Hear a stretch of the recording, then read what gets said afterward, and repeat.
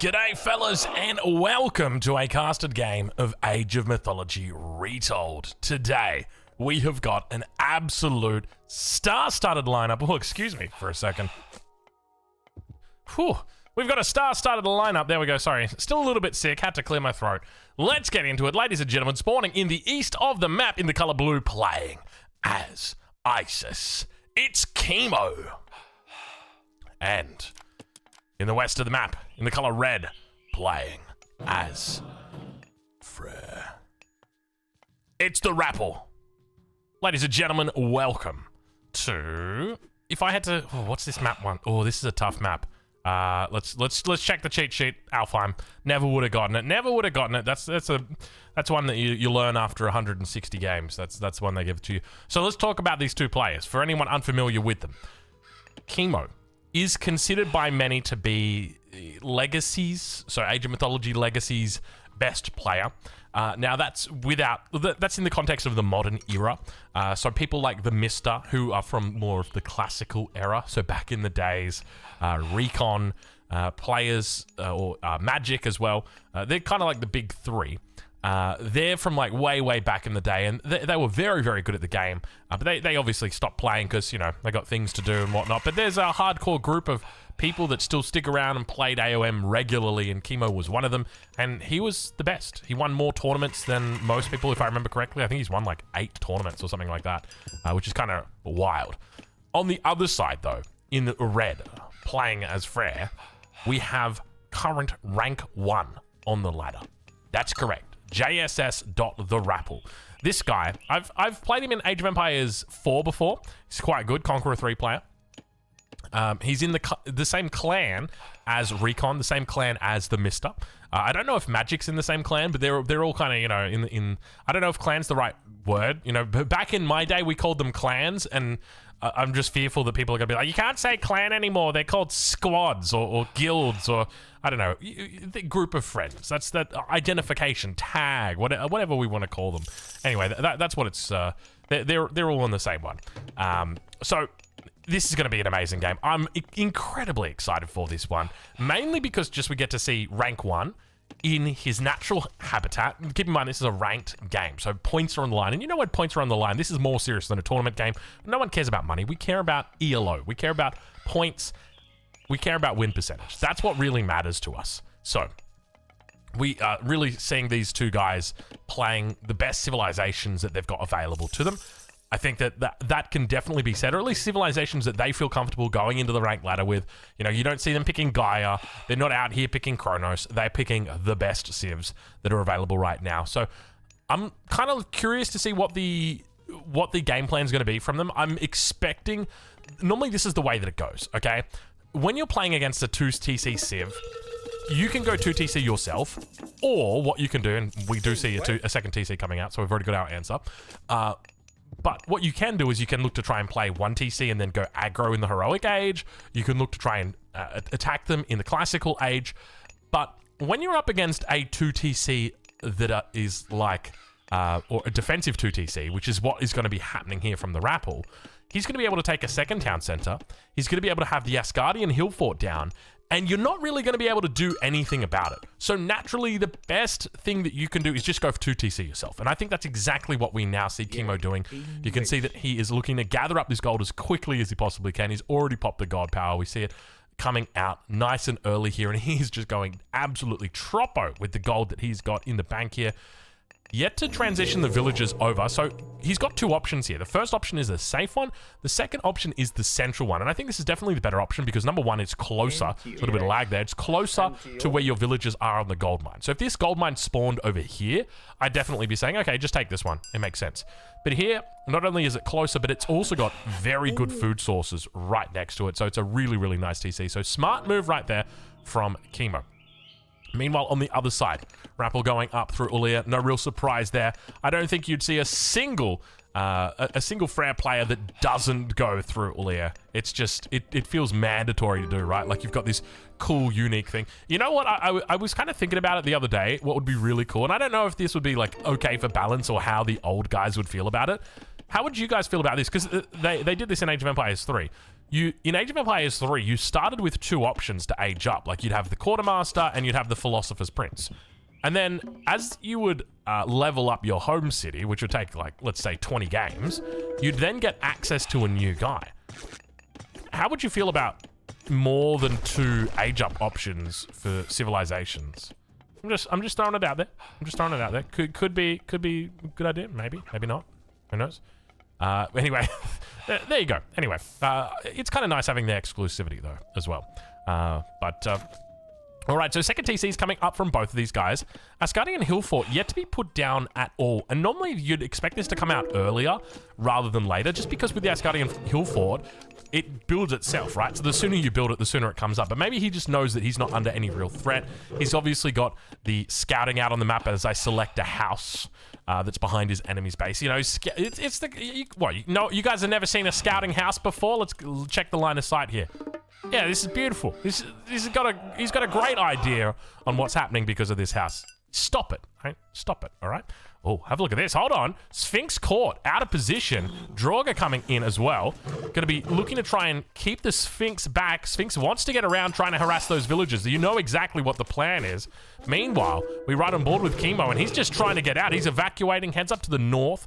What does he spot, though? Because keep in mind, he does have that powerful whirlwind attack, and there's a lot of villagers here all clumped together. Go for it. Go for it, Sphinx. Go for it. He gets a little bit into it, but did he cancel early? I feel like he canceled it early because he saw the hearse here and he's like, you know what? I don't want to play with fire because I have gotten burned before. And speaking of burning, ladies and gentlemen, I think it might be time right now for a very quick heroic age. It's happening. We've got the age ups coming through very, very soon. Beautiful timing as well here. Before the 7-minute mark, all of the food in the bank just needs to get the gold. Obviously, prosperity not going to be utilized at the moment. How many vills does he actually have on gold? We've got 3 here, 4 here. So not a huge amount of vills on gold, and a lot of vills still on food. So definitely over gathering at the moment, Chemo is. So still working out that macro at this stage of the game. Let's check in over on the other side and see how Rappel's doing. Oh, sorry, the Rappel's doing. We should probably refer to him by his formal name. Still no Asgardian Bastion. What's the idea here? Where is he going to put it down? I feel like if you're going to put it anywhere, see, you could put it down here, but it becomes a target, right? Like you put it there, and it sticks out like a sore thumb. I'm feeling like you probably want to play it back a little bit. And that's what he does. He plays it back. Nice little safe pocket position here. Keep in mind, he's going to be able to... It takes a while. It takes 3 minutes to build. But as soon as you get 1 military unit on it, really drops it down by half. Second military unit going to drop it down even more. Pushing out with a couple of axemans here, looking to try and pressure. Not going to be able to find it. Watchtower upgrade is through. Age up on the way shortly. You can see the resources in the bank is about to do it. Meanwhile, the priest is just working its magic on the Draugr, forcing it back away from that front. And now we've got some Hippias coming out. Sorry, raiding cavalry coming out. I always kind of laugh about the name of the raiding cavalry. Like, you've got very specific names with with the units of the Norse. You've got, I mean, you know what? They're very specific, right? Like, we've got Huglakir of Gotland, and we've got raiding cavalry. This is very specific, right? These are cavalry units that raid. There you go. You know, that's it. What more needs to be said? You know, we've got the name on the card. Anyway, age up is now coming through. Looks like it's going to be Nephthys. So there is the potential threat right now for that Ancestors Eclipse timing attack, which I suspect we'll see. So probably a few more priests to come out, maybe a little bit of siege, and then that Ancestors timing. It's a little bit late, to be honest. I think he's maybe made a couple of units more than you normally would, because your timing is probably about 8 minutes, 8 minutes 20. If you go for a really, really nice timing on the 2 TCs. Age up coming through now, though, 9 minutes 10, so definitely not too bad. Meanwhile, on the other side, Bragi going to be coming through here for Rappel. So looking to go into something that's not unique to Freyr.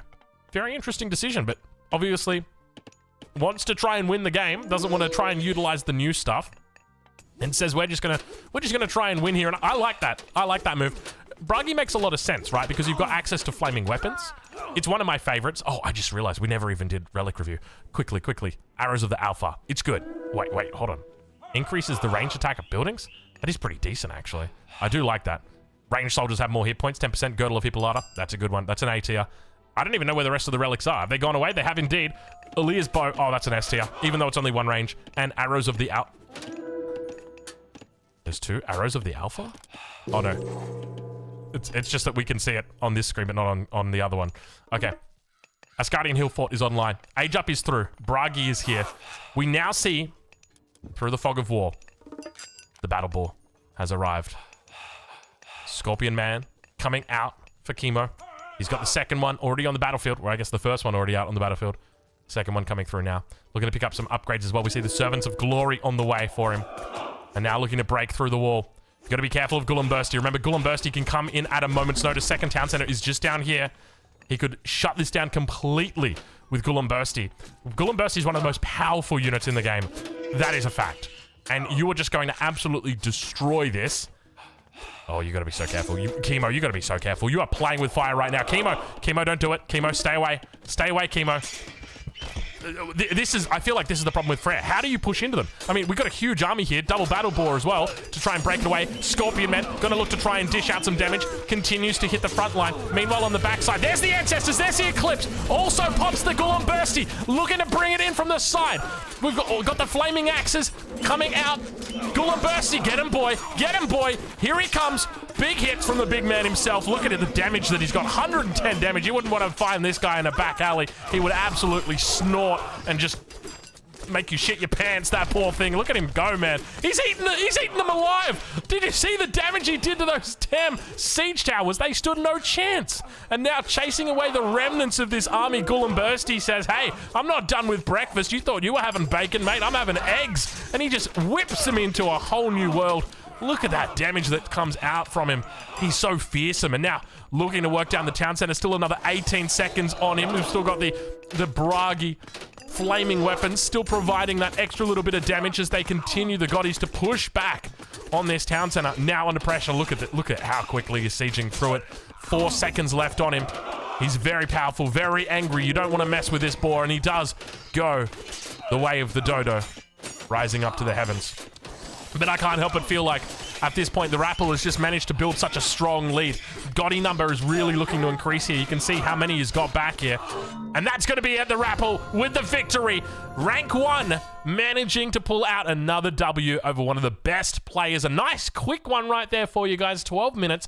Not too bad. Huge shout out to AoM.gg.